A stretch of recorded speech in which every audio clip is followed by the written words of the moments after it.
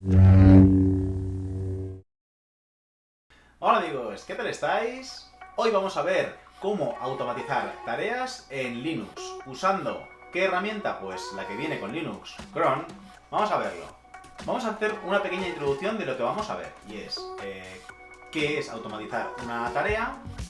Luego veremos qué es la herramienta cron, que es la que viene con nuestro sistema Linux. Luego vamos a ver cómo deberíamos usar cron para que funcione correctamente. Y por último, haremos un ejemplo y unas pruebas. Primero de todo, ¿qué es automatizar una tarea? Bueno, pues como bien dice aquí, es programar acciones repetitivas y periódicas. ¿Qué significa eso? Cuando tenemos que hacer las mismas acciones todos los días o todas las semanas y esas acciones además requieren de varios pasos, es recomendable que hagamos de alguna forma una programación de esas tareas para que puedan ejecutarse de forma, por decirlo así, automática. Además, si las podemos programar, pues es mucho mejor porque se ejecutarán siempre de la misma forma y en los momentos que nosotros queramos. ¿Qué ventajas tiene entonces la automatización de las tareas? Pues como os he dicho, tiempo y esfuerzo. Hay tareas que requieren varios pasos. Y si esos pasos necesitamos pues que termine uno para que empiece el siguiente, deberemos esperar a que se termine el paso anterior para poder ir ejecutando los siguientes, ¿vale? Entonces, de esta forma, si automatizamos las tareas, ya no tendremos que estar esperando a que se ejecuten estos pasos. Se programará para que se ejecute cuando sea necesario. Además, tendremos una reducción de errores. ¿Por qué? Porque imagínate que dentro de una de las tareas que tenemos que ejecutar, tendríamos que lanzar un comando y ese comando pues tiene unos parámetros. Imagínate que por lo que sea, una de las veces que tienes que lanzar ese comando se te olvida un parámetro. Ya toda la tarea, a lo mejor todo el proceso se va a fastidiar. En cambio, si lo tienes de forma automatizada, esas tareas siempre se ejecutarán de la misma forma y correctamente. Y por último, eficiencia. Imagínate que por lo que sea tienes que hacer un backup de datos de una web, ¿vale? Y esa web tiene muchos accesos durante el día, pero por la noche está más tranquila. Imagínate que hay un rango entre las 2 y las 4 de la mañana que en esa web casi no se accede. Pues ese es el momento recomendable para a lo mejor hacer un backup de los datos, porque así no se sobrecargaría el sistema. Pero claro, tú no te vas a levantar a las 2 de la mañana, a las 4 de la mañana para realizar ese backup, ¿verdad? Pues esa es una de las ventajas que tendría la automatización de tareas. ¿En qué ejemplo sería recomendable entonces utilizar la automatización de tareas? Pues como te he dicho, en las copias de seguridad, en actualizaciones de software, actualizaciones de seguridad también, recolección de información de logs, por ejemplo, etcétera, etcétera. Ahora vamos a ver qué es cron. Pues cron es un administrador de tareas para programar comandos o scripts en momentos específicos o de manera periódica. Como podéis ver, esta definición de cron casi que enlaza perfectamente con lo que es una automatización de tareas, pero cron es el administrador de esa automatización de tareas. Por tanto, es el sistema que nos ofrece Linux para realizar esas tareas de forma automática. ¿Cómo es el funcionamiento de cron? Pues cron es, por decirlo así, un demonio. Un demonio es un proceso que se está ejecutando constantemente en segundo plano en nuestro sistema, ¿vale? ¿Y qué hace cron como demonio? Pues va revisando unos ficheros que se llaman crontabs. Estos ficheros contienen las tareas propiamente dichas, pueden estar en varias líneas. Eso se llaman los cron jobs. Como te he dicho, estas tareas, los cron jobs, tienen que tener una sintaxis determinada para que el propio sistema sepa cuándo tiene que ejecutarlas. Un poquito más adelante vamos a ver esa sintaxis. Y el sistema, cuando sabe que es el momento de ejecutar una tarea, porque está escrito en la sintaxis, es cuando se ejecuta. Ni antes ni después. Esta es la sintaxis del cron, ¿vale? Empezamos con el minuto, la hora, el día del mes, el día de la semana y el propio comando que debe ejecutarse. Como vemos, el minuto va de 0 a 59, muy sencillo. La hora de 0 a 23. El día del mes, del 1 al 31. Eso sí, tendremos que tener cuidado porque los meses también van del 1 al 12. Y, por ejemplo, si ejecutásemos una tarea el día 31 de febrero, ¿qué pasaría? Que nunca va a llegar esa fecha. Por tanto, esa tarea no se ejecutaría nunca, ¿vale? Tenemos que tener cuidado de que cuando pongamos un día del mes, ese mes tenga ese número de días por lo menos, ¿vale? Luego veremos el día de la semana. ¿Qué peculiaridad tiene esto de los días de la semana? Es que empieza en 0 y llega hasta el 7. ¿Por qué? Porque en muchos países anglosajones el 0 es el primer día de la semana, que sería el domingo, ¿vale? Entonces, el 0 sería el domingo, 1 lunes, 2 martes, así hasta el 7, que vuelve a ser el domingo. Una de las ventajas además que tienen los meses y los días de la semana es que no acepta solamente el número, también acepta las 3 primeras iniciales de la palabra, pero eso sí, en inglés. Es decir, el lunes, Monday, mon, el enero, January, han, ¿vale? Así. Y por último ya tendríamos el comando que debe ejecutar el cron en ese momento. Ahora vemos algunos caracteres especiales que tiene el sistema cron, que serían el asterisco, que como sabemos representa todos los valores de un campo, la barra, que especifica valores regulares, intervalos regulares, la coma, que nos permite especificar múltiples valores, y el guión, que utilizamos para los rangos. Por ejemplo, si ponemos asterisco en los minutos, ¿qué haríamos? Que se ejecutaría todos los minutos de la fecha o el rango de horas que hayamos especificado. Si ponemos, por ejemplo, asterisco barra 5, eso en la parte de los minutos, ¿qué conseguiríamos? Que cada 5 minutos se ejecutara ese comando, ¿vale? La coma, podríamos especificar, pues por ejemplo, que se ejecute una tarea a las 4 de la mañana, a las 5 de la mañana y a las 6 de la mañana. Podríamos poner 4,5,6.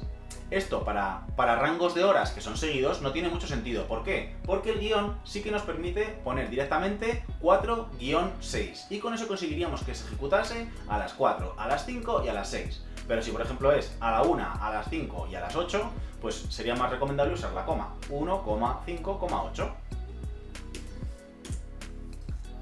¿Qué más tenemos? Unos atajos que nos permiten, con una palabra reservada, ahorrarnos escribir toda la retahíla de fechas, ¿vale? De los números. Entonces, si por ejemplo utilizamos @reboot, haremos que esa tarea se ejecute la próxima vez que se reinicie el sistema.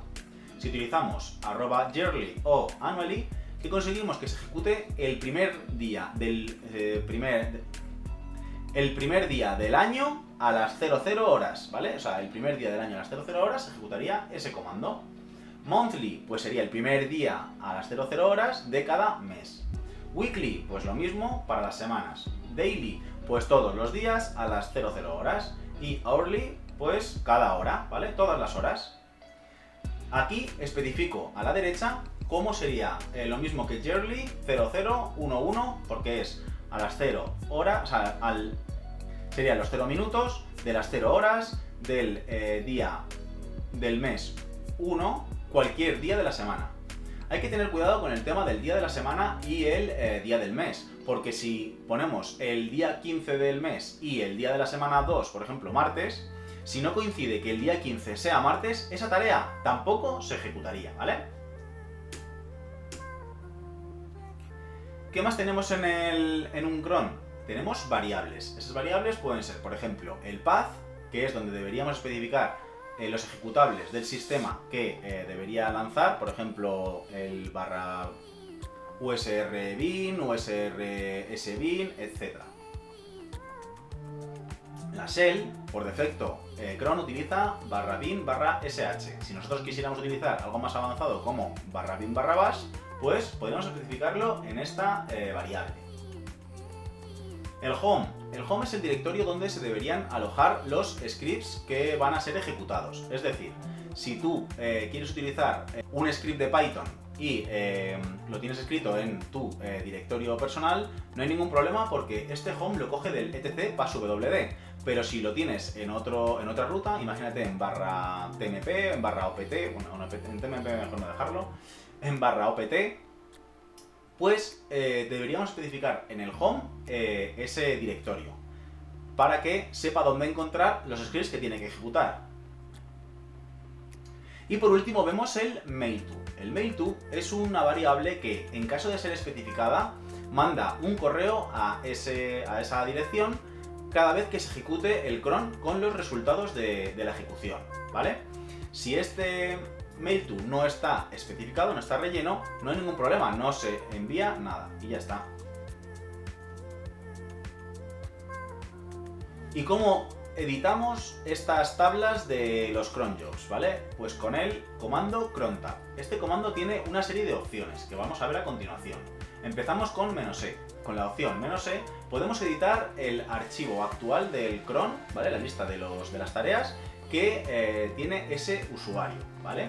Por ejemplo, podéis utilizar una tabla de cron para el usuario Jaime, otra tabla de cron para el usuario Ruth, ¿vale? La opción "-l" nos permite ver en una lista las tareas que tienen que ser ejecutadas. Con el comando "-r" eliminamos completamente la tabla de cron, ¿vale? Así eliminamos todas las tareas que tiene ese usuario. Y por último, si eres el usuario administrador, puedes utilizar la opción "-u" usuario, por ejemplo, "-u Jaime" y "-l" para ver la lista de tareas que tiene programadas el usuario Jaime en este caso. ¿Dónde se almacenan estas tablas de tareas? En el directorio var spool cron crontabs. Aunque lo tenga aquí especificado, no editéis estas tablas directamente aquí, porque el comando crontab, al salir, comprueba que la sintaxis esté correcta y vayan a funcionar las ejecuciones programadas, ¿vale? En cambio, si lo ejecutas directamente, puede que te saltes alguna cosa de la sintaxis y no funcione correctamente. Ahora vamos a ver las buenas prácticas que deberíamos tener cuando utilizamos el comando crontab, cuando estamos editando estas tablas de crontab. Y es el uso de las rutas absolutas en los comandos. Aunque especifiquemos el path o aunque especifiquemos el home, yo os recomendaría que siempre utilicéis las rutas absolutas, de dónde están los ejecutables que tienen que lanzarse y los scripts que quieras que se ejecuten, ¿vale? Además, nos tendremos que asegurar que los scripts que queremos que se ejecuten tengan los permisos adecuados, que la persona que va a lanzar esa tarea tenga permisos para la ejecución y además que sea propietario de este fichero para poder ejecutarlo, ¿vale? También es recomendable que las tareas tengan un registro de salida y de errores. ¿Por qué? Porque si no lo tenemos, es muy difícil saber si una tarea se ha ejecutado o no correctamente. En cambio, si redirigimos con el mayor que o con el 2 mayor que, podremos ver la salida de estándar o la salida de error y podemos almacenarlo en un fichero. De esa forma, solamente tendremos que revisar el fichero para saber si se ha ejecutado correctamente ese cron. Por último, deberíamos probar que las tareas programadas se pueden ejecutar correctamente. Es decir, que no hay un bucle infinito, que no hay algún problema en la lectura o escritura de ficheros, etc. ¿Vale? ¿Por qué? Porque de esa forma puede ser que al ejecutarlo en un cron se estuviese lanzando el comando, pero se quedase, pues imagínate, en un bucle infinito. Entonces se estaría ejecutando para siempre. Y por último, manos a la obra. Vamos a ver cómo funciona crontab en unos ejemplitos. ¡Vamos allá! Abrimos entonces una terminal, que es donde se lanzan los comandos de cron, ¿vale? Como os he comentado, deberíamos usar el comando crontab. Vamos a ver si es más grande. Como os he comentado, tenemos la opción crontab -l para ver si el usuario Jaime ya tiene una lista de tareas programadas. Por aquí nos dice que no crontab for Jaime, ¿vale? Que no tenemos una lista de tareas, cron jobs, ¿vale? Para el usuario Jaime. Entonces, ¿qué tenemos que hacer? Crontab -e para crear una, ¿vale? Si es la primera vez que entráis, a lo mejor os pide que seleccionéis el editor que queréis utilizar. A veces os dice que utilicéis por defecto Nano. Si queréis utilizar otro editor, es tan fácil como poner el comando select editor y aquí elegís el editor que queréis elegir para la siguiente ejecución. Ponéis 2, bien basic y luego otra vez crontab -e y os saldría algo parecido a esto. Vale. Vamos a hacer el ejemplo más sencillo que podemos tener, ¿vale?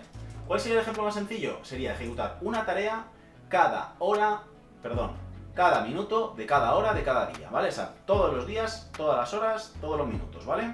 ¿Cómo haríamos eso? Con la opción especial asterisco. La opción especial asterisco sería todos los minutos de todas las horas de todos los días del mes, ¿vale? Todos los meses y todos los días de la semana, ¿vale? Ahora aquí podríamos poner el comando. Podría ser, por ejemplo, echo. Esto es el cron de Jaime, ¿vale? ¿Qué pasa? Que esto no tiene la ruta absoluta del binario de echo, ¿vale? ¿Qué es lo que tendríamos que hacer? Pues poner delante usr bin echo, ¿vale? Si no sabes dónde está, cuál es la ruta absoluta de un ejecutable, puedes hacer where is, por ejemplo, echo. Y aquí te dice la ruta usr bin echo, ¿vale? Volvemos al cron, a nuestro cron que estábamos editando, y entonces tenemos la ruta absoluta usr bin echo, ¿vale? Y esta salida.